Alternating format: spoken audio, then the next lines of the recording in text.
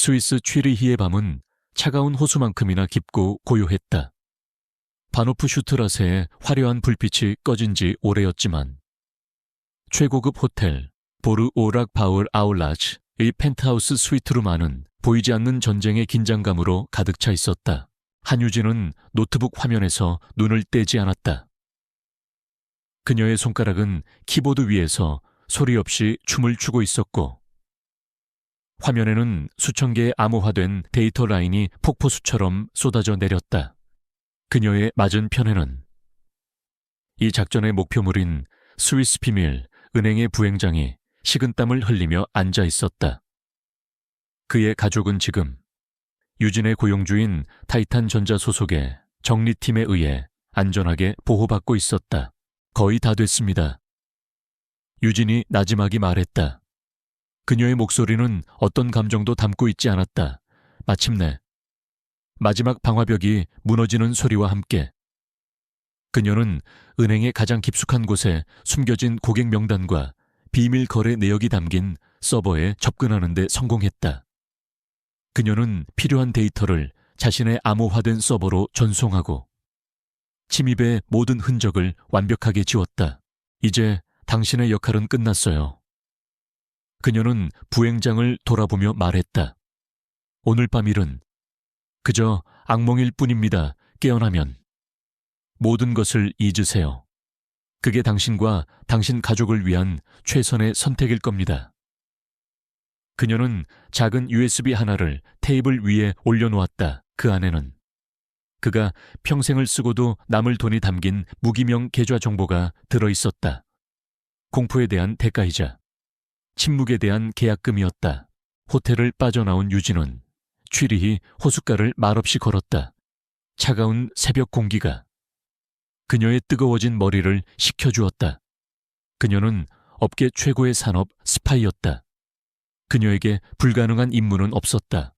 하지만 성공의 끝에는 언제나 지독한 공허함만이 남았다. 그녀의 휴대폰이 짧게 진동했다. 암호화된 메시지였다. 발신인은 핸들러. 임무 완료. 훌륭하다. 즉시 서울로 복귀할 것. 새로운 타겟이다. 새로운 타겟. KT그룹. 그리고 그 심장부. 프로젝트 주스. 유진은 잠시 멈춰서서 어둠에 잠긴 호수 건너편의 불빛을 바라보았다. KT그룹의 총수. 강태민. 그녀는 이미 몇 달간 그에 대한 모든 것을 분석해왔다. 냉철하고 오만하며 그 누구도 믿지 않는 남자. 그리고 재계에 떠도는 소문에 따르면 지독하게 정략 결혼을 혐오하는 남자. 그것이 그녀의 침투 경로가 될 터였다. 일주일 후 서울 KT그룹 본사 최상층 VVIP 레스토랑 더 스카이.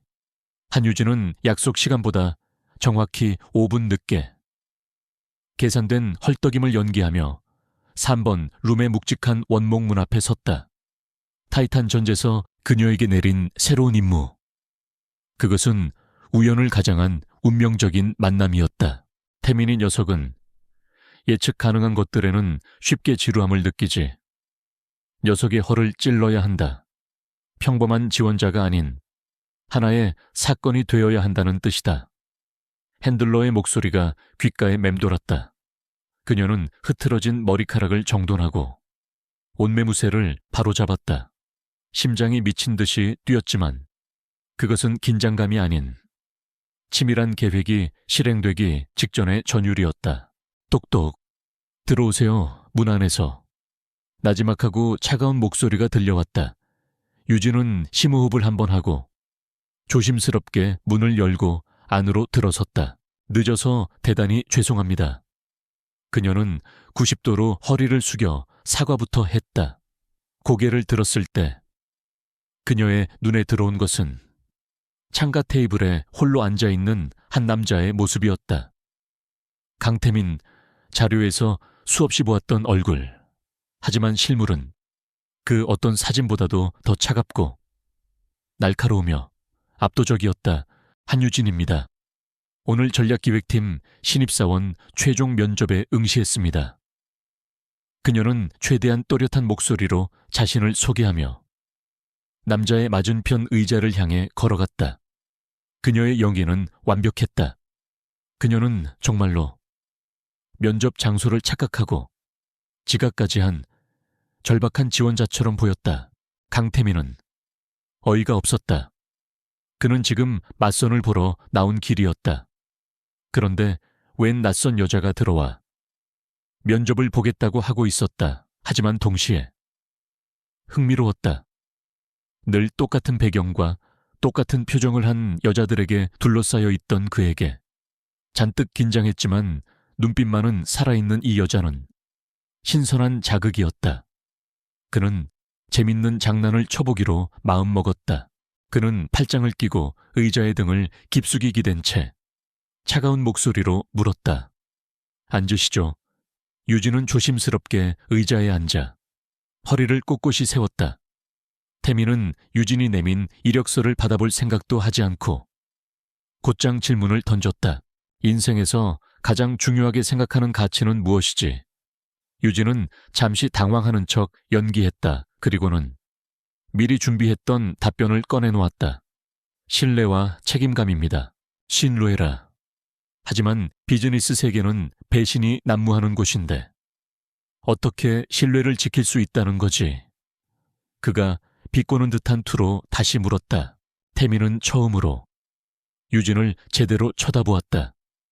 그녀의 눈은 두려움 없이 자신을 똑바로 바라보고 있었다. 그 눈빛에는 총명함과 함께 꺾이지 않는 자존심이 담겨 있었다. 흥미롭군.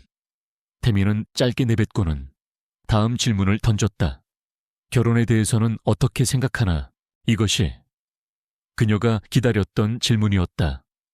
그녀의 진짜 임무가 시작되는 순간이었다. 결혼은 두 사람이 함께 성장하며 같은 목표를 향해 나아가는 전략적 파트너십이라고 생각합니다. 파트너십. 태민의 입가에 냉소가 어렸다. 사랑이 아니라 사랑은 물론 중요한 감정적 기반입니다. 하지만 감정만으로는 수십 년의 세월을 함께 헤쳐나가기 어렵다고 봅니다. 서로의 비전을 공유하고 강점과 약점을 보완하며 인생이라는 거대한 프로젝트를 함께 성공적으로 이끌어가는 동반자 관계. 그것이 제가 생각하는 이상적인 결혼입니다. 그녀의 대답이 끝나자 방 안에는 잠시 침묵이 흘렀다. 태민은 턱을 괜 채 유진을 뚫어지게 바라보았다. 그의 머릿속은 복잡했다. 전략적 파트너십. 그의 할아버지가 강요하는 정략 결혼에 대한 이보다 더 완벽한 정의가 있을까? 눈앞에 이 여자는 위험할 정도로 자신의 생각과 닮아 있었다. 그리고 바로 그 점이 참을 수 없을 만큼 매력적이었다. 그들의 완벽하게 계산된 연극은 그렇게 시작되고 있었다. 바로 그때 태민의 휴대폰이 진동했다. 발신인은 오수연 이사. 오늘 그의 맞선 상대였다. 그는 전화를 받지 않고 거절 버튼을 눌렀다. 그의 모든 신경은 지금 눈앞에 이 여자 한유진에게 쏠려 있었다. 그는 결심을 굳힌 듯 자리에서 일어났다. 유진은 그가 자리에서 일어나자 면접이 끝났다고 생각하고 함께 일어섰다. 오늘 귀한 시간 내주셔서 감사합니다. 좋은 결과 기다리겠습니다. 그녀가 인사를 하고 돌아서려는 순간 태민이 그녀를 막아섰다. 잠깐 유진이 의아한 표정으로 그를 돌아보았다. 당신 이름이 한유진이라고 했나? 네, 맞습니다. 태민은 테이블을 돌아 그녀의 바로 앞까지 걸어왔다. 엄청난 위압감이 느껴졌다. 유진은 저도 모르게 마른 침을 삼켰다. 지금부터 내가 하는 말을 잘 들어. 이건 농담이 아니니까. 태민의 목소리는 아까보다 한 톤 더 낮아져 있었다. 나와 결혼해주겠나? 유진은 자신의 귀를 의심했다. 방금 이 남자가 뭐라고 말했나? 결혼 면접관이 면접자에게 갑자기 청혼을 하다니. 이것은 상상할 수 있는 가장 황당한 압박 면접 시나리오에도 없던 일이었다. 그녀는 자신이 너무 긴장한 나머지 헛것을 들었다고 생각했다. 잘못 들으신 것 같습니다. 저는 똑똑히 들었을 텐데. 태민이 그녀의 말을 잘랐다.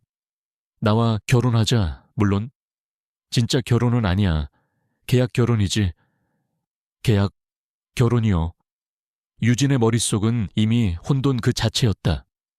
이 상황을 어떻게 받아들여야 할지 도무지 알 수가 없었다. 눈앞의 남자가 미친 사람이거나 아니면 자신이 거대한 몰래카메라에 속고 있거나, 그래, 내게는 집안의 성화를 잠재울 아내가 필요하고, 당신에게는. 그는 잠시 말을 끊고 그녀의 불안한 눈빛을 꿰뚫어 보았다. 글쎄, 뭐가 필요한지는 모르겠지만 내가 원하는 건 뭐든지 들어줄 수 있지. 돈, 명예, 아니면 당신이 그렇게 원하는 KT그룹 입사까지도. 그의 마지막 말에 유진의 눈이 커졌다. KT그룹 입사, 그녀가 그토록 간절히 원하던 것이었다. 하지만 이런 방식으로 얻고 싶지는 않았다. 지금 저를 모욕하시는 겁니까? 유진의 목소리가 떨렸다. 분노와 당혹감이 뒤섞인 감정이었다. 모욕이라니. 이건 지극히 합리적인 제안이야. 태민은 태연하게 말했다. 당신은 결혼을 전략적 파트너십이라고 했지 않나. 바로 이거야.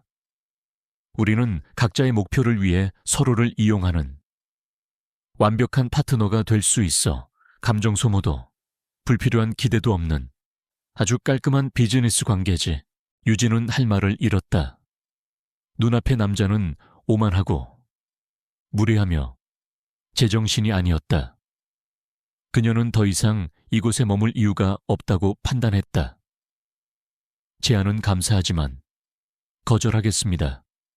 저는 제 능력으로 원하는 것을 얻을 겁니다. 이런 비열한 방법으로는 말고요.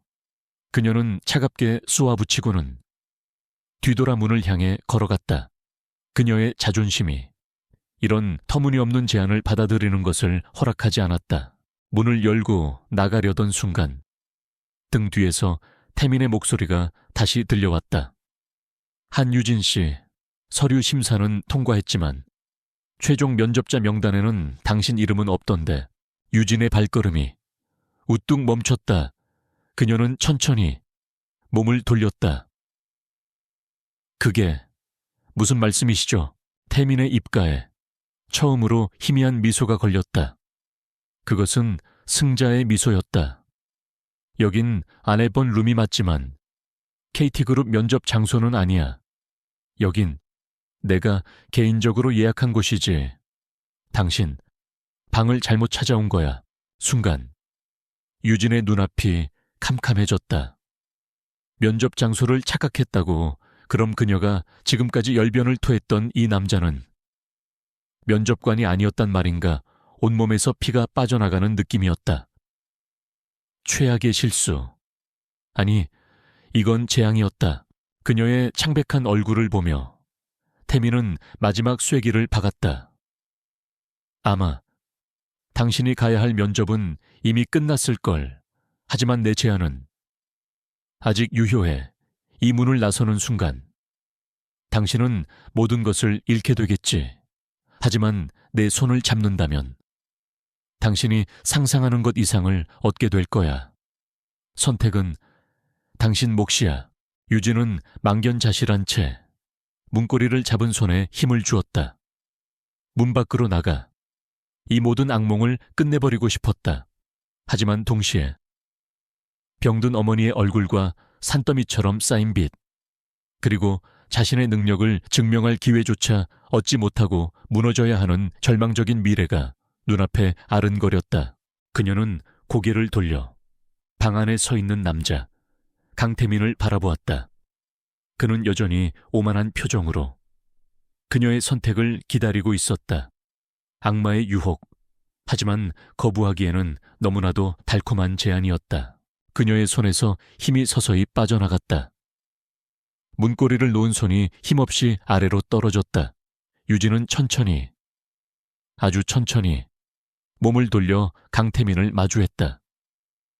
그의 눈에는 여전히 한치의 감정도 담겨 있지 않았지만 유진은 그가 자신의 승리를 예감하고 있음을 알 수 있었다. 좋아요. 그녀의 목소리는 스스로 듣기에도 놀랄 만큼 메말라 있었다. 그 제안 받아들이겠습니다. 그녀의 대답이 떨어지는 순간 태민은 즉시 휴대폰을 들어 김 비서에게 전화를 걸었다. 오수연 이사와의 약속은 취소해. 그리고 지금 당장 변호사 한 명과 함께 더 스카이 4번 룸으로 와. 계약서를 작성해야 하니까. 혼인 계약서. 그의 목소리에는 방금 거대한 M&A를 성공시킨 사업가처럼 만족감과 차가운 효율성만이 담겨 있었다. 유진은 그 자리에 선 채 자신이 방금 자신의 영혼을 악맥에 팔아넘겼다는 사실을 깨달았다. 하지만 그녀의 눈빛 깊은 곳에서는 다른 종류의 불꽃이 타오르고 있었다. 좋아. 강태민, 당신이 이 판을 열었다면 이 판의 승자는 내가 될 거야. 그녀는 속으로 다짐했다. 이 굴욕적인 계약은 그녀의 새로운 전쟁의 시작일 뿐이었다. 계약서에 잉크가 마르기도 전에 한유진의 삶은 격변의 소용돌이 속으로 빨려 들어갔다. 그녀는 작은 월세방에서 짐을 싸 강남의 최고급 주상복합 강태민의 펜트하우스로 이사했다.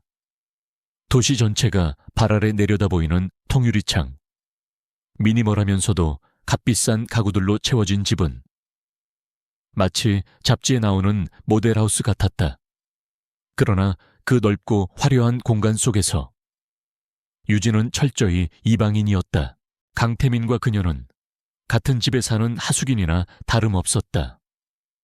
그는 서재에서 대부분의 시간을 보냈고 그녀는 손님용 침실에 머물렀다. 식사는 각자 해결했고 복도에서 마주칠 때면 가벼운 목례나 무미건조한 인사말이 전부였다. 집안에는 어색하고 차가운 침묵만이 감돌았다. 유진에게 주어진 첫 번째 과제는 완벽한 약혼녀 연기를 위한 학습이었다. 김 비서는 태민의 가족관계, 친척들의 이름과 특징, 집안의 역사, 태민의 식성과 취향, 심지어는 그가 싫어하는 농담까지 정리된 엄청난 두께의 파일을 건넸다.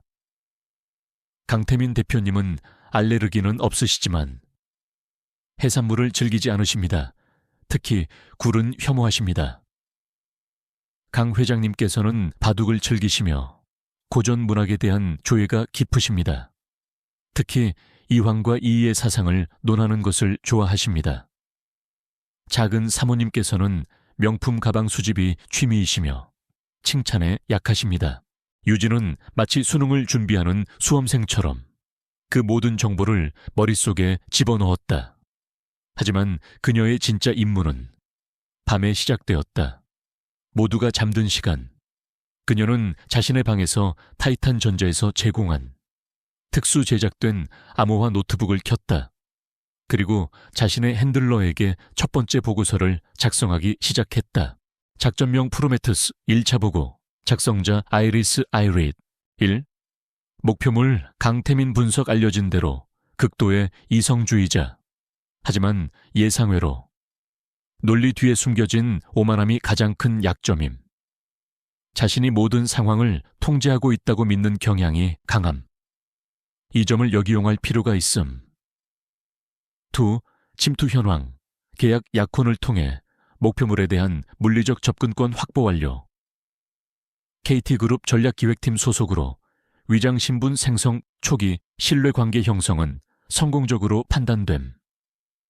안함. 다음 단계 프로젝트 지우스의 핵심 데이터에 접근하기 위한 발판 마련, 공식적인 업무 경로를 통해 자연스럽게 프로젝트에 대한 접근 권한을 획득해야 함. 그녀는 단순한 인턴이 아니었다. 그녀는 목표물의 모든 것을 분석하고 예측하고 통제하려는 치밀한 산업 스파이였다. 그들의 공식적인 약혼 발표 이후 첫 번째 전쟁터는 한국미래재단에서 주최하는 자선 갈라 디너였다. 재계의 내로라 하는 인사들이 모두 모이는 이 행사는 태민과 유진이 약혼을 발표한 후 처음으로 함께 모습을 드러내는 공식 석상이었다. 그리고 그곳에는 오수연이 있었다. 태민 씨, 오랜만이에요. 그리고 옆에 계신 분이 그 유명한 한유진 씨. 오수연은 유진의 머리부터 발끝까지를 대놓고 훑어보며 비웃음이 섞인 미소를 지었다. 처음 뵙겠습니다. 오수연 이사님. 유진은 애써 미소를 지으며 손을 내밀었지만 오수연은 그 손을 가볍게 무시하고는 말을 이었다. 어머, 유진 씨. 이 드레스. 지난 시즌 컬렉션 아니에요. 요즘은 친환경 소재로 만든 신상 드레스가 트렌드인데 우리 같은 사람들은 사회적 책임도 생각해야 하니까요. 그것은 유진의 배경과 안목을 동시에 공격하는 교묘한 말이었다. 주변에 있던 오수연의 친구들이 킥킥거리는 소리가 들렸다. 유진의 얼굴이 순간 굳어졌다. 하지만 그녀는 금방 평정심을 되찾았다. 그녀는 오수연을 똑바로 바라보며 차분하지만 단호한 목소리로 대답했다. 네, 맞습니다. 저는 유행을 좇기보다는 시간이 지나도 변치 않는 클래식의 가치를 더 중요하게 생각하는 편이라서요. 이 드레스처럼 말이죠. 그리고 진정한 사회적 책임은 한번 입고 버릴 옷을 계속 사는 것이 아니라 좋은 옷을 오래 아껴 입는 것이라고 생각합니다. 이사님처럼 현명한 분이시라면 제 생각에 동의하시겠죠. 예상치 못한 방역에 오수연의 얼굴이 순간 굳어졌다. 주변의 분위기 또한 미묘하게 바뀌었다. 유진의 말은 논리정연했고 그 누구도 반박하기 어려운 정론이었다. 이 모든 상황을 조금 떨어진 곳에서 지켜보던 태민의 눈이 가늘어졌다. 그는 본래 이런 여자들의 유치한 기싸움에 끼어들 생각이 전혀 없었다. 하지만 오수연의 노골적인 악의와 그의 조금도 물러서지 않고 당당하게 맞서는 유진의 모습이 그의 시선을 사로잡았다. 오수연이 다른 말로 다시 공격을 시작하려는 순간 태민이 움직였다. 그는 성큼 두 사람에게 다가가 자연스럽게 유진의 허리를 감싸 안았다. 수연 씨, 내 약혼녀에게 무슨 볼일이라도 있나? 태민의 목소리는 지극히 부드러웠지만 그 안에는 누구도 거스를 수 없는 서늘한 경고가 담겨 있었다. 그는 유진을 사랑스럽다는 듯 내려다보며 말했다. 자기야, 피곤해 보이는데 저쪽 가서 잠시 쉴까? 그 다정한 호칭과 행동은 유진뿐만 아니라 오수연과 주변 사람들 모두를 충격에 빠뜨리기에 충분했다. 태민은 오수연에게는 눈길 한 번 주지 않은 채 유진을 이끌고 인파 속으로 사라졌다. 뒤에 남겨진 오수연은 분노와 모멸감으로 얼굴이 새빨갛게 달아올랐다. 그날 밤 펜트하우스, 유진은 자신의 방에서 그날 있었던 모든 일을 핸들러에게 보고하고 있었다. 오수연 이사, 예상대로 적대적 태도를 보임. 단, 위협 수준은 낮으며 오히려 목표물의 신뢰를 얻는 데 이용 가능함. 목표물, 공개 석상에서 아테나를 보호하는 모습을 연출하여 계약 관계 이상의 감정적 동요 가능성을 내비침 지속적인 관찰이 필요함. 그녀는 기계처럼 모든 상황을 분석하고 기록했다. 하지만 그녀의 허리를 감쌌던 그의 단단한 팔의 감촉과 자기야라고 부르던 그의 낮은 목소리가 자꾸만 그녀의 냉정한 판단을 흐리고 있었다.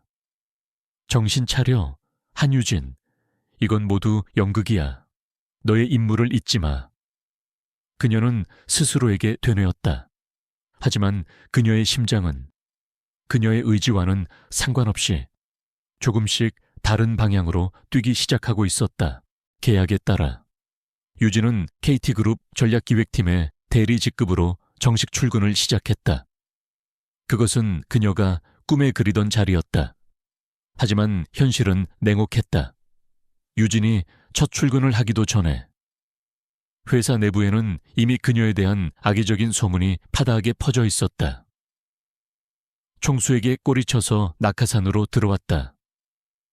지난 인턴 시절 산업 스파이 혐의가 있었다 등. 오수연이 익명의 경로를 통해 퍼뜨린 루머였다.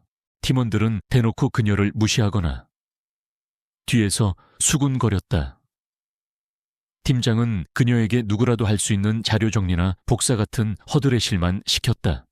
하지만 유진은 자신의 임무를 알고 있었다. 그녀의 목표는 동료들의 인정을 받는 것이 아니었다. 그녀는 이 거대한 성의 가장 깊숙한 곳, 프로젝트 주스의 심장부로 들어가야만 했다. 기회는 생각보다 빨리 찾아왔다. 프로젝트 주스 팀에 비상이 걸린 것이다. 팀의 핵심이었던 시장 분석 전문가가 경쟁사인 타이탄 전제거에게 스카우트 제의를 받고 갑자기 회사를 떠나버렸다. 프로젝트는 방향을 잃고 표류할 위기에 처했다. 모두가 전전긍긍하고 있을 때 태민은 이사회에서 폭탄 선언을 했다. 이 자리에 그 누구보다 뛰어난 시장 분석 전문가가 있습니다. 제가 직접 그녀의 능력을 검증했습니다. 그리고 그는 한유진을 그 자리의 책임자로 임명했다. 회의장은 술렁였다. 재벌 총수의 약혼녀라는 타이틀만 가진 줄 알았던 여자가 그룹의 명운을 건 프로젝트의 핵심 멤버가 된 것이다. 유진은 그날부터 프로젝트 제우스의 전쟁 상황실, 즉 보안 등급 최상위의 연구실로 출근하기 시작했다. 그녀가 프로젝트의 깊숙이 관여할수록 그녀는 자신이 알고 있던 것 이상의 거대한 진실과 마주하게 되었다. 프로젝트 주스는 단순히 더 빠른 반도체를 만드는 프로젝트가 아니었다. 그 기술의 최종 목표는 인공지능과 인간의 뇌를 연결하는 뉴럴 인터페이스의 구현이었다. 그리고 그 기술이 가장 먼저 적용될 분야는 군사나 통신이 아닌 의료 분야였다. 알츠하이머나 파킨슨병 같은 퇴행성 뇌질환으로 고통받는 환자들의 뇌 기능을 복원하고 마비된 환자들이 생각만으로 로봇 팔다리를 움직이게 하는 것, 그것이 강태민이 꾸는 진짜 꿈이었다. 어느 날 밤 연구실에서 홀로 데이터를 분석하던 유진은 서재에서 한 동영상을 발견했다. 강태민의 개인 파일이었다. 영상 속에는 지금보다 훨씬 더 젊고 부드러웠던 태민과 휠체어에 앉아 희미하게 미소 짓는 한 여인이 있었다. 그의 어머니였다. 그녀는 희귀한 뇌 질환을 앓고 있었고 점차 기억과 신체의 통제력을 잃어가고 있었다. 영상 속에서 태민은 어머니의 손을 잡고 어린아이처럼 울고 있었다. 어머니, 제가 꼭 어머니를 낫게 해드릴게요. 세상 최고의 기술을 만들어서 어머니를 다시 걷게 해드릴게요. 유진은 숨을 죽인 채 영상을 보았다. 그녀는 처음으로 강태민의 얼음 같은 가면 뒤에 숨겨진 뜨거운 상처와 마주했다. 프로젝트 주스는 그에게 단순한 사업이 아니었다. 그것은 돌아가신 어머니와의 약속이자 평생을 바친 속죄의 과정이었던 것이다. 그날 이후 유진의 마음속에서 그녀의 임무와 양심이 격렬하게 충돌하기 시작했다. 그녀는 스파이였다. 그녀의 임무는 이 위대한 기술을 훔쳐 오직 돈과 파괴를 위해 사용할 타이탄 전제에 넘기는 것이었다. 하지만 그녀는 더 이상 그럴 수 없었다. 그녀는 이 기술이 수많은 사람들의 삶을 구원할 수 있는 희망이라는 것을 알아버렸다. 그리고 그 기술에 자신의 모든 것을 건한 남자의 그 순수한 열정과 아픈 상처를 봐버렸다.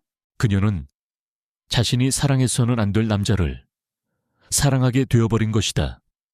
그녀의 임무와 그녀의 심장이 서로 다른 길을 가리키며 그녀를 잔인한 딜레마의 한가운데로 몰아넣고 있었다. 강태민의 독재 왕국에 균열이 생기기 시작했다. 그녀가 가장 무시했던 두 사람, 한유진과 이민준의 조용한 연대는 그녀가 눈치채지 못하는 사이 거대한 폭풍을 준비하는 조용한 결의로 단단해지고 있었다. 김지원의 독재는 그녀가 가장 무시했던 두 사람에 의해 그녀가 눈치채지 못하는 사이 서서히 허물어지고 있었다. 루미나 르네상스 프로젝트는 김지원의 지휘 아래 순조롭게 진행되는 것처럼 보였다.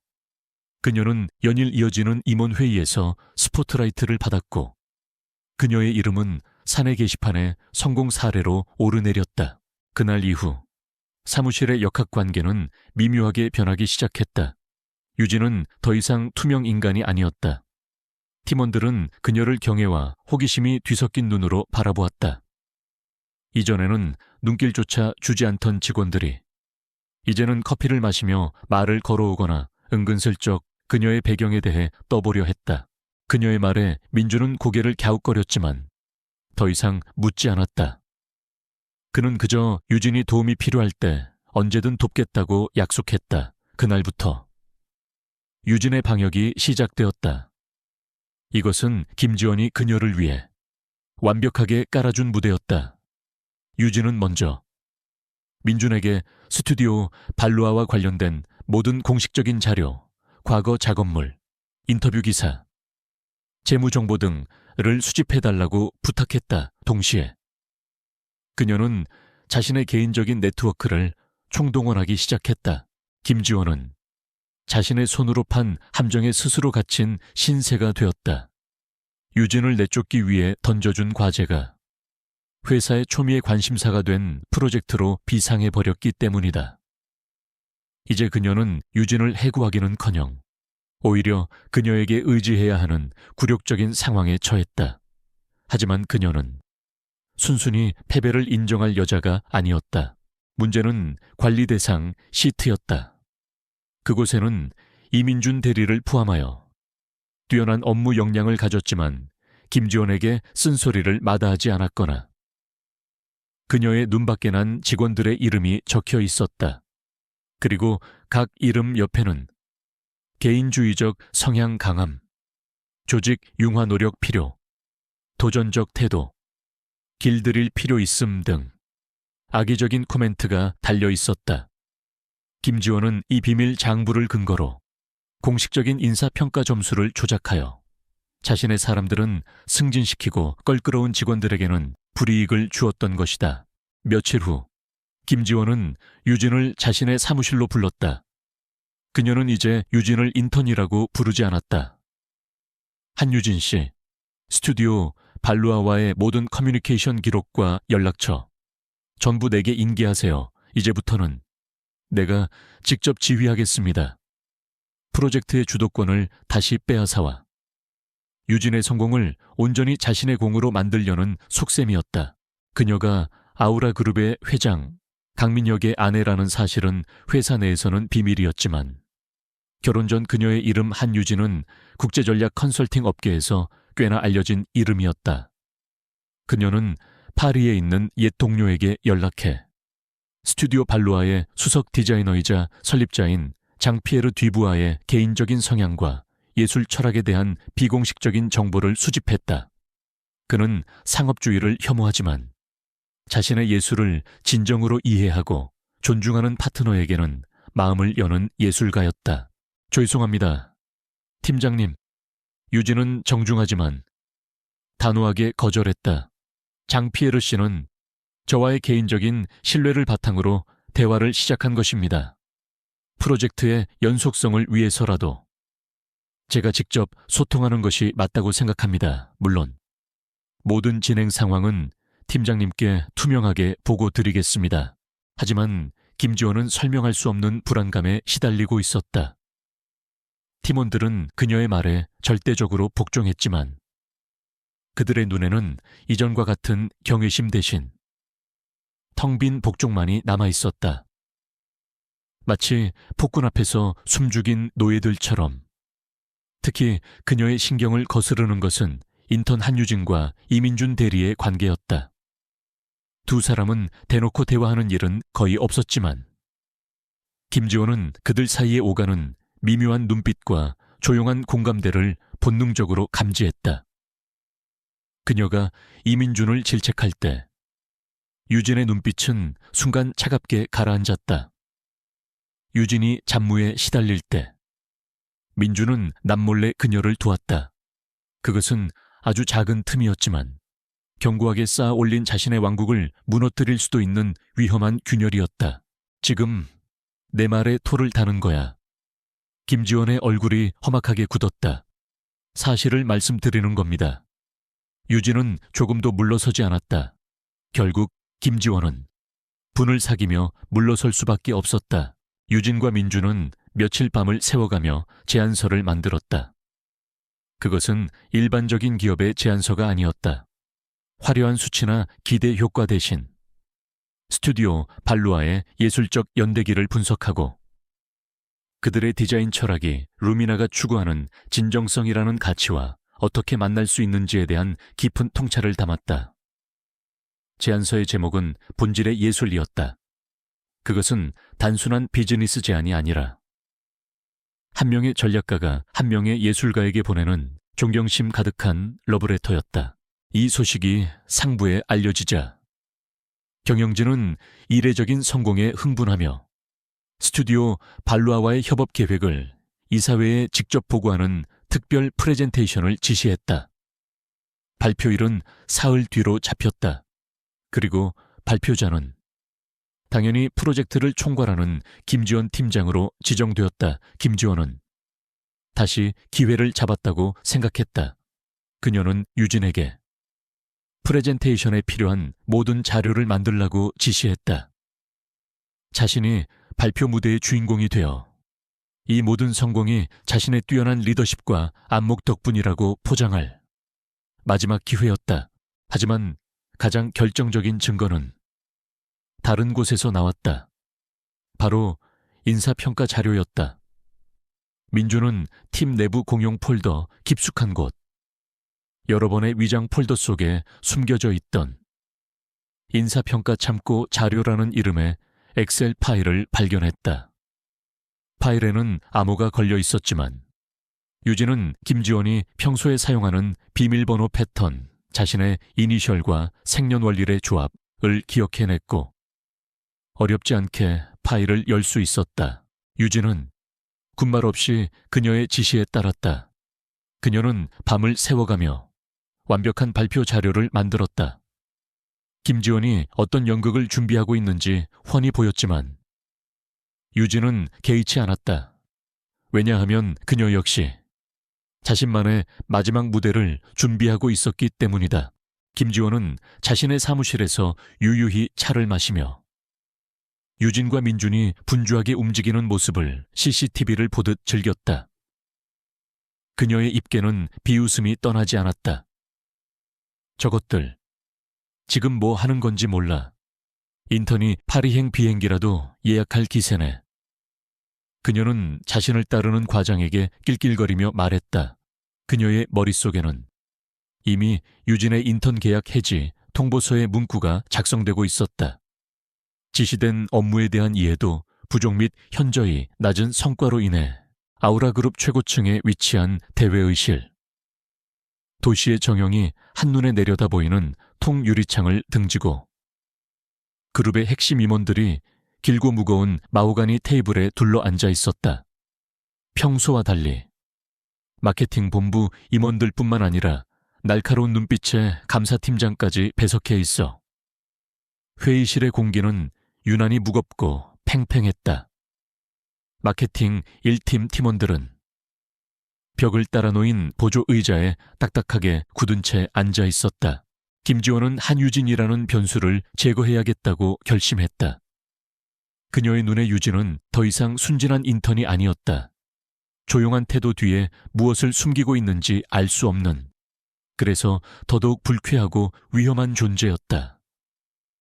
정식 직원도 아닌 인턴 하나를 해고하는 것은 식은 죽 먹기였다. 그저 업무 능력 부적합이라는 그럴듯한 명분만 있으면 되었다. 그 긴장감의 한가운데 김지원은 발표 연단에 서서 애써 여유로운 미소를 짓고 있었다.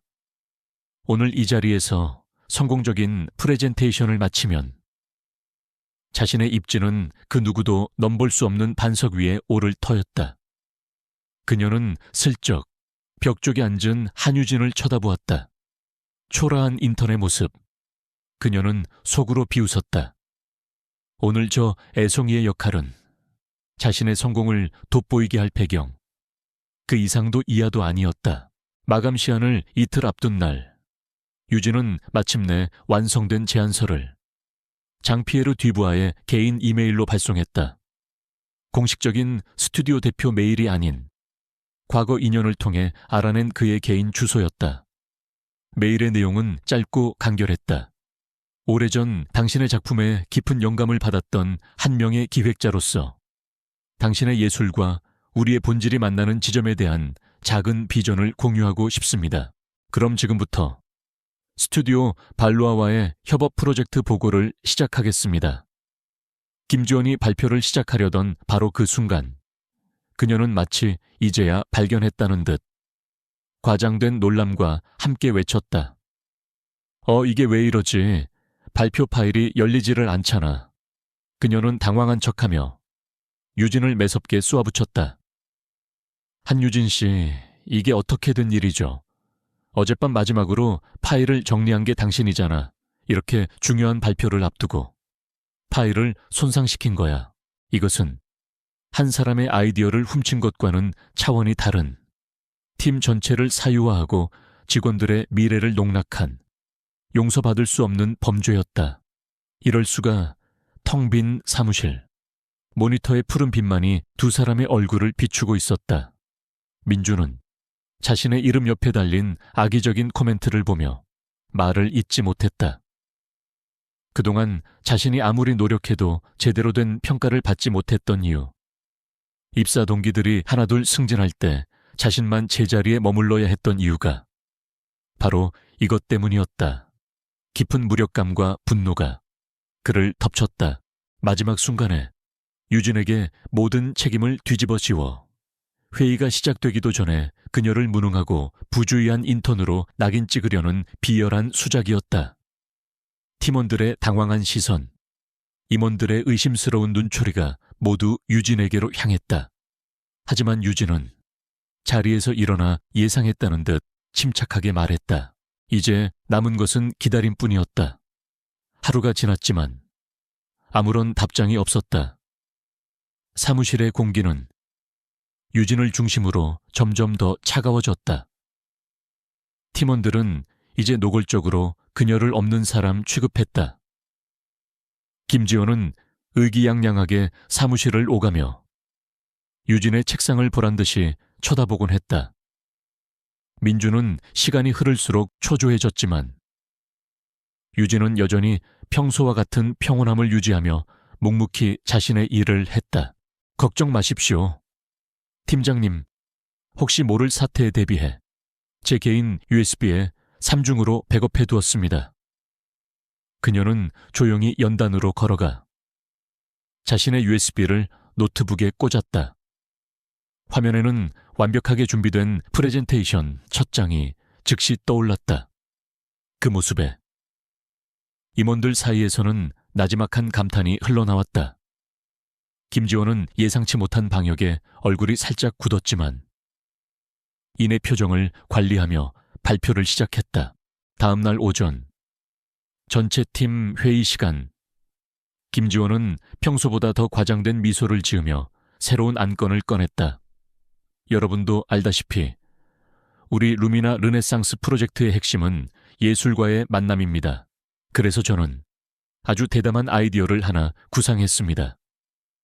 팀원들의 시선이 그녀에게 집중되었다. 바로 파리에 있는 세계적인 아방가르드 디자인 스튜디오 발루아 발루아와의 한정판 콜라보레이션을 추진하는 겁니다.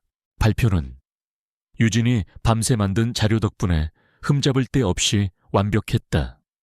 김지원은 자신이 직접 발루아와 접촉하고 그들의 마음을 돌린 것처럼 유창하게 연기했다. 발표가 끝나자 임원석에서는 만족스러운 박수가 터져 나왔다. 마케팅 본부장이 흐뭇한 표정으로 김지원을 칭찬한 뒤 의례적으로 유진에게 시선을 돌렸다. 이번 프로젝트의 실무를 담당했다고 들었는데 한유진 인턴도 소감이 남다르겠군요. 혹시 덧붙이고 싶은 말이 있습니까? 마감일 오후 4시. 이제 퇴근 시간까지 2시간밖에 남지 않았다. 김지원은 슬슬 유진을 호출하여 마지막 굴욕을 안겨줄 준비를 하고 있었다. 바로 그 순간이었다. 모두가 그저 평범한 감사 인사나 하리라 예상했다. 김지원 역시 의기양양한 미소로 유진을 내려다보았다. 마침내 유진이 기다리던 순간이 왔다. 그녀는 자리에서 일어나 임원석을 향해 정중하게 허리를 숙였다. 그리고 조용하지만 회의실 전체를 울리는 또렷한 목소리로 입을 열었다. 지난 몇 년간 마케팅 1팀이 성공시켰던 주요 프로젝트들의 초기 기획안 작성자는 대부분 김지원이 아니었다. 그 이름들은 하나같이 몇 달 뒤 회사를 떠난 직원들의 것이었다.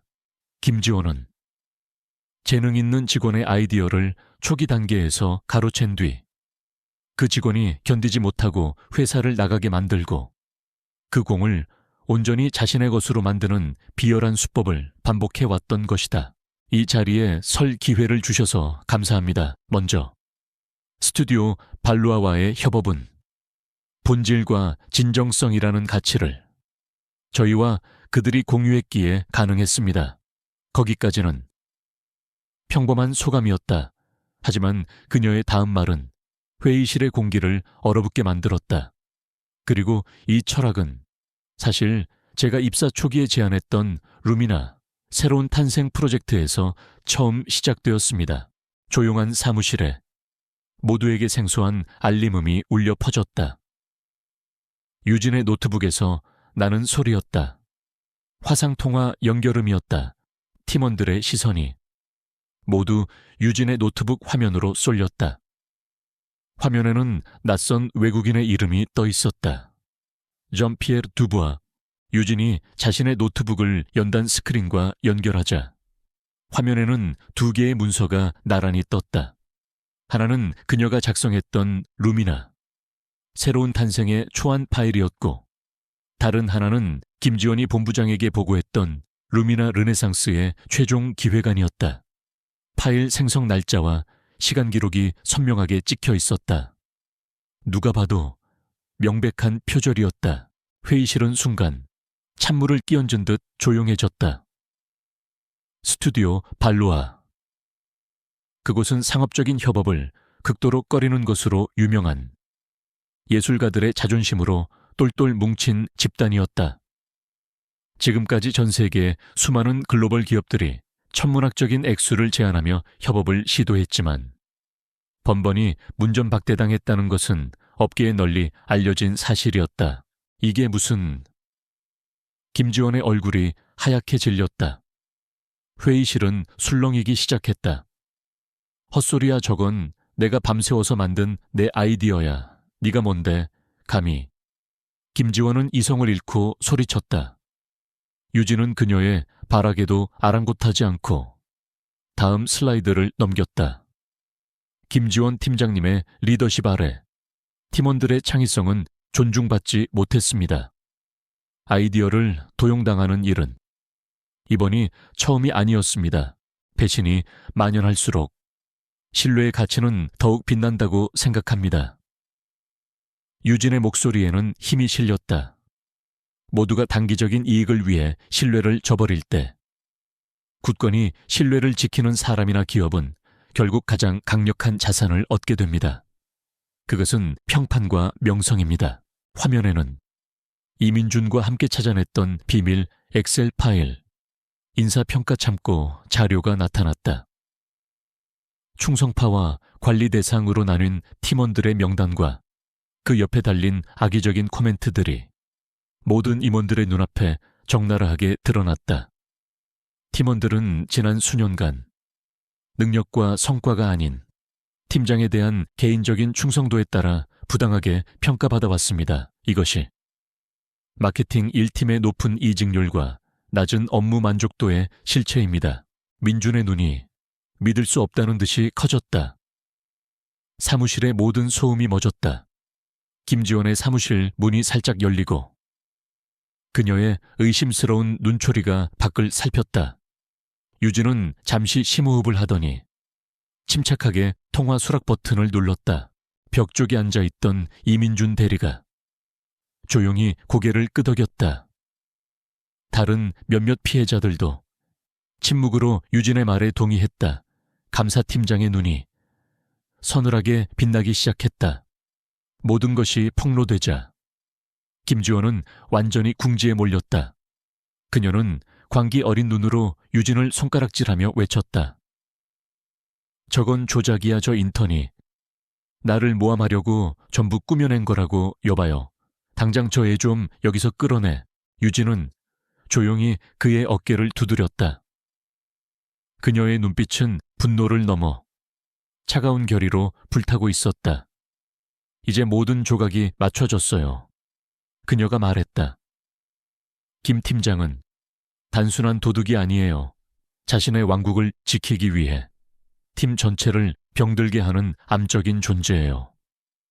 그녀는 파일의 모든 내용을 자신의 USB에 조용히 복사했다. 이것은 김지원의 숨통을 끊을 수 있는 가장 강력한 무기가 될 터였다.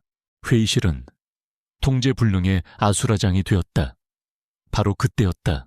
화면 가득 백발이 성성하지만 형형한 눈빛을 가진 세계적인 거장의 얼굴이 나타났다. 그는 불어로 먼저 입을 열었다. 혹시 한유진 씨 되십니까? 묵직한 대회의실의 문이 소리 없이 열렸다. 그리고 그 안으로 아우라 그룹의 회장 강민혁이 들어섰다. 그의 등장에 시끄럽던 회의실은 순간 물을 끼얹은 듯 조용해졌고 모든 사람들이 자리에서 벌떡 일어섰다. 강민혁은 굳은 얼굴로 그 누구에게도 눈길을 주지 않았다. 그는 성큼 걸어 혼란의 한가운데 서 있는 유진에게로 곧장 향했다. 그리고 그는 모두의 눈을 의심하게 만드는 행동을 했다. 팀장님, 하지만 발루아는 저희 같은 대기업과는 절대 일하지 않는다고 들었습니다. 한 용감한 직원이 조심스럽게 물었다. 김지원은 그를 한심하다는 듯이 쳐다보며 말했다. 안주하니까 발전이 없는 겁니다. 불가능에 도전해야죠. 물론 이건 매우 어려운 과제입니다. 그래서 저는 이 탐색적인 업무를 우리 팀의 젊은 피에게 맡겨 특별한 성장의 기회를 주고자 합니다. 김지원의 시선이 회의실 구석 한유진에게로 향했다. 모든 팀원들의 시선도 함께 그곳으로 쏠렸다. 그것이 무엇을 의미하는지 모르는 사람은 아무도 없었다. 명백한 함정이었다. 그는 자신의 값비싼 맞춤 정장 재킷을 벗어 유진의 어깨에 부드럽게 덮어주었다. 마치 세상의 모든 비난으로부터 그녀를 보호하려는 듯이 그가 나지막이 하지만 회의실의 모두가 들을 수 있을 만큼 분명하게 말했다. 고생 많았어. 여보. 유진은 부드러운 미소와 함께 모두가 깜짝 놀랄 만큼 유창한 불어로 대답했다. 안녕하세요. 장피에르 씨, 오랜만이에요. 화면 속 장피에르, 듀부아가 놀란 표정을 짓더니 이내 활짝 웃었다. 유진, 한유진, 당신이었군. 당신의 이메일을 받고 얼마나 놀랐는지 아시오. 당신의 제안서는 이건 사업 제안이 아니야. 이건 한편의 시아우리. 꼭 얘기 좀 해야겠어. 여보. 그 한마디는 회의실에 떨어진 거대한 번개와도 같았다. 김지원의 입이 딱 벌어졌다. 임원들은 경악으로 얼굴이 굳었다. 마케팅 1팀 팀원들은 자신들의 귀를 의심했다. 파일의 내용은 충격적이었다. 그것은 팀원들의 공식적인 인사 평가서가 아니라 김지원이 자신의 주관적인 판단에 따라 팀원들을 분류해 놓은 비밀 장부였다. 파일은 충성파와 관리 대상, 두 개의 시트로 나뉘어 있었다. 충성파 시트에는 김지원의 말에 무조건 복종하고 아첨하는 직원들의 이름이 올라 있었다. 그들의 업무 능력에 대한 평가는 평범했지만 태도 우수, 팀워크에 기여 등의 긍정적인 코멘트가 달려 있었다. 강민혁은 유진을 자신의 곁에 세운 뒤 천천히 돌아서서 얼음처럼 굳어버린 김지원과 넋이 나간 임원들을 향해 시선을 돌렸다. 그의 목소리는 겨울의 얼음장보다도 차가웠다. 소개하지, 내 아내이자 당신들이 그토록 능력 없다고 무시하고 짓밟았던 인턴 한유진입니다. 유진은 고개를 끄덕였다.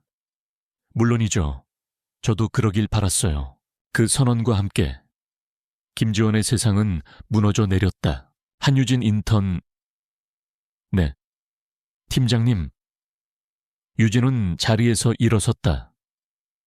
스튜디오 발루아와의 콜라보레이션 가능성을 타진해보세요. 연락을 취해서 우리 제안에 긍정적인 답변을 받아내거나 최소한 공식적인 미팅 약속이라도 잡아내도록 인턴에게는 과분한 기회죠. 그녀는 비웃음을 숨기지 않은 채 덧붙였다. 기한은 일주일 주겠습니다. 강민혁 회장의 폭탄 같은 선언이 끝나자 대외의실은 숨막히는 침묵에 잠겼다. 시간마저 얼어붙은 듯한 공간 속에서 유일하게 움직이는 것은 김지원의 파랗게 질린 입술뿐이었다. 그녀는 믿을 수 없다는 듯 강민혁과 한유진을 번갈아 쳐다보았다. 자신이 그토록 경멸하고 짓밟았던 하찮은 인턴이 이 거대한 그룹의 안주인이었다는 사실을 그녀의 오만한 이성은 도저히 받아들이지 못했다. 사무실은 충격적인 정적에 휩싸였다. 인턴이 아무도 성공하지 못했던 그 장피에르 뒤부아와 그것도 아주 친밀하게 유창한 불어로 대화를 나누고 있었다. 김지원은 자신의 사무실 문틈으로 그 광경을 보며 손에 들고 있던 찻잔을 떨어뜨릴 뻔했다. 그녀의 오만했던 얼굴이 새하얗게 질려가고 있었다. 그녀가 쳐놓은 완벽한 함정이 그녀가 상상조차 하지 못했던 방식으로 박살나고 있었다. 침묵을 깬 것은 강민혁이었다. 그의 목소리에는 단 한 줌의 온기도 남아있지 않았다. 감사팀장. 네. 회장님. 감사팀장이 자리에서 일어섰다. 지금 즉시 김지원 팀장에 대한 모든 직무를 정지시키고 마케팅 본부 전체에 대한 특별 감사에 착수하시오. 자금 횡령, 인사비리, 직권남용, 그 어떤 작은 의혹도 남기지 말고 전부 파헤치도록 명심하겠습니다. 회장님. 민주는 결심한 듯 유진을 바라보았다. 그의 눈에는 더 이상 두려움이나 무력감이 없었다. 다음은 어떻게 해야 하죠? 유진 씨. 그는 자신도 모르게 유진에게 의지하고 있었다. 그녀는 더 이상 평범한 인턴이 아니었다. 이 거대한 부조리에 맞서 싸우는 조용한 리더였다. 강민혁은 시선을 돌려 보안팀에게 턱짓했다.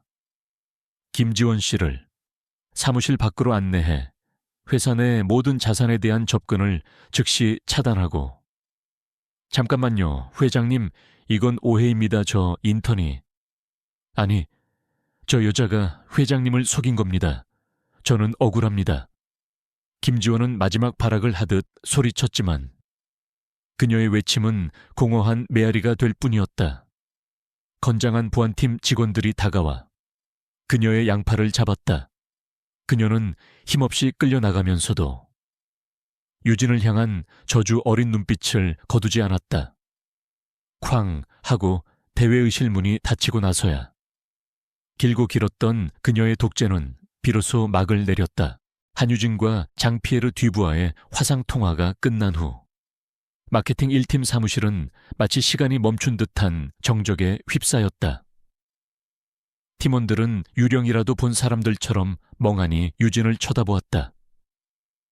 방금 자신들의 눈앞에서 벌어진 일이 현실이라는 것을 받아들이기 힘든 표정이었다. 무시당하던 말단 인턴이 전설적인 디자이너와 유창한 불어로 대화를 나누고 불가능하게만 보였던 협업의 물꼬를 텄다. 이것은 그들의 상식으로는 도저히 이해할 수 없는 일이었다. 강민혁은 남은 임원들과 마케팅 1팀 팀원들을 향해 돌아섰다. 오늘 이 자리에 계신 모든 분들께 저는 아우라그룹의 회장으로서 깊은 유감을 표합니다. 제 관할에 있는 조직에서 이런 부끄러운 일이 벌어지도록 방치한 것은 전적으로 저의 불찰입니다. 그는 허리를 숙여 사과했다. 회장의 갑작스러운 사과에 임원들은 어쩔 줄 몰라 했다. 이번 사태를 계기로 저는 그룹의 인사평가 시스템을 전면 재검토하겠습니다. 다시는 한 사람의 주관적인 판단이 재능 있는 직원들의 미래를 망치는 일이 없도록 투명하고 공정한 시스템을 구축할 것을 약속드립니다. 일주일, 그것은 사실상 불가능을 넘어 조롱에 가까운 시간이었다. 팀원들은 안타까운 눈빛으로 유진을 바라보았다. 이민주는 저도 모르게 주먹을 꽉 쥐었다. 하지만 유진의 반응은 모두의 예상을 벗어났다. 그녀의 얼굴에는 당황이나 굴욕의 기색이 전혀 없었다. 그녀는 그저 침착하게 김지원을 바라보며 대답했다. 알겠습니다. 팀장님, 최선을 다해보겠습니다. 그 평온함이 김지원의 신경을 더욱 날카롭게 긁었다. 그는 마지막으로 마케팅 1팀 팀원들을 바라보았다. 특히 그동안의 모든 부당함을 묵묵히 견뎌온 이민준 대리의 눈을 마주쳤다. 여러분들이 겪었을 고통에 대해 진심으로 사과드립니다. 마케팅 1팀은 임시로 제가 신임하는 다른 본부장을 통해 정상화될 것이며 여러분 모두에게는 이번 일에 대한 어떠한 불이익도 없을 것입니다. 오히려 그동안 부당하게 평가받았던 모든 부분들을 바로잡을 기회가 될 것입니다. 그의 진심 어린 말에 몇몇 직원의 눈시울이 붉어졌다. 길고 어두웠던 터널의 끝에서 마침내 한 줄기 빛을 본 기분이었다. 가장 큰 충격에 빠진 것은 김지원이었다. 그녀는 하얗게 질린 얼굴로 자신의 사무실에서 뛰쳐나와 애써 침착을 가장하며 유진에게 다가왔다. 그녀의 목소리는 미세하게 떨리고 있었다. 인턴, 아니, 한유진 씨, 이게 어떻게 된 일이야? 똑바로 설명해봐. 몇 달의 시간이 흘렀다. 유진과 그녀의 팀은 그룹의 심장부인 본사뿐만 아니라 지방에 있는 공장과 고객센터까지 전국을 누볐다. 그들은 작업복을 입고 생산 라인 직원들과 함께 땀을 흘렸고 콜센터 상담원들의 전화를 옆에서 들으며 그들의 감정 노동에 공감했다. 그들의 활동으로 인해 비효율적인 보고 체계가 개선되었고 사내 갑질 문제를 상담하고 해결할 수 있는 익명의 채널이 신설되었다. 작지만 의미 있는 변화들이 그룹 전체에 봄바람처럼 퍼져나가기 시작했다. 유진과 민주는 밤마다 어둠이 내린 사무실에서 진실을 파헤치는 탐정이 되었다. 민주는 자신의 계정으로 회사 내부 서버의 과거 프로젝트 파일들에 접근했다. 유진은 그가 찾아낸 자료들을 분석하며 김지원의 범죄 행적을 재구성했다. 그들은 곧 놀라운 사실들을 발견했다. 한때 공포와 침묵만이 가득했던 마케팅 1팀에도 새로운 바람이 불었다. 새로 부임한 팀장 아래 팀원들은 자유롭게 아이디어를 내고 건강하게 토론했다. 이민주는 팀의 에이스로 인정받으며 자신의 능력을 마음껏 펼치고 있었다. 유진은 자리에서 일어나 조금의 동요도 없는 목소리로 대답했다. 팀장님께서 지시하신 대로 스튜디오 발루아 측과 접촉을 시도했습니다. 그리고 방금 보신 것처럼 긍정적인 답변을 얻어냈습니다. 자세한 내용은 보고서로 정리해서 올리겠습니다. 어느 늦은 저녁, 모든 업무를 마친 유진은 강민혁의 사무실을 찾았다. 그곳은 더 이상 그녀에게 낯선 공간이 아니었다. 민혁은 창가에 서서 서울의 야경을 내려다보고 있었다. 유진이 다가가자 그는 부드럽게 그녀의 어깨를 감싸 안았다. 오늘도 고생 많았어. 당신 덕분에.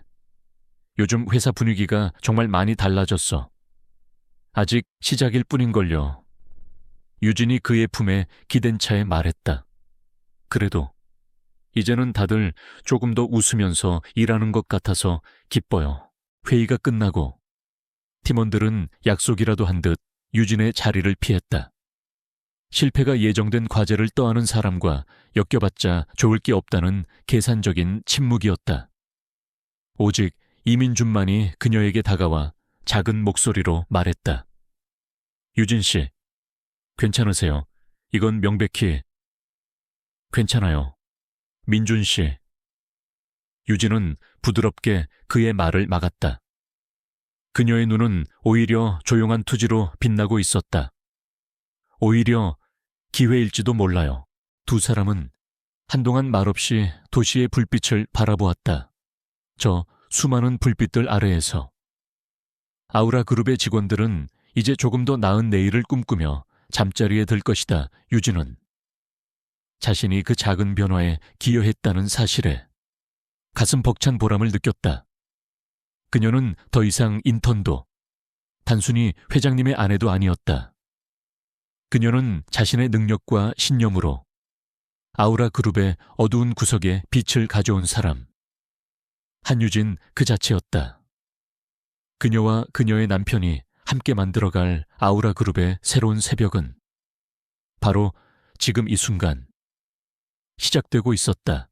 진정한 파트너로서 두 사람은 같은 곳을 바라보며 조용히 미소 지었다. 그녀의 태도는 완벽하게 사무적이었다. 변명도 과시도 없었다. 오직 결과로만 이야기했다. 그 당당함에 김지원은 오히려 할 말을 잃었다.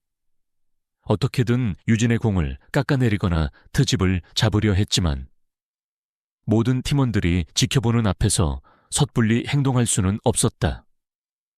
그녀는 결국 알았어, 보고서 최대한 빨리 제출해 라고 말하고는 서둘러 자신의 사무실로 도망치듯 들어가 버렸다. 문이 닫히기 직전 유진은 문틈으로 보인 그녀의 분노와 당혹감으로 일그러진 얼굴을 놓치지 않았다.